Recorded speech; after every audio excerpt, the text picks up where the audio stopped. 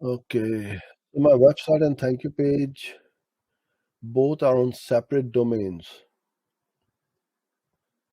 How to set up conversion tracking for this situation because I've tried every method, but my conversion are not showing. Thank you. So is it because payment processing is done on a separate page and can you not send them back through to web your website domain page as a thank you page once they paid up? If it's a lead generation, then you have overcomplicated this matter. Why are you having two domains? First of all, I don't know. There's no reason for it. All you need to do is to have, you know, www.yourwebsite.com as your landing page, and yourwebsite.com/, thank you or whatever, same domain. That's it.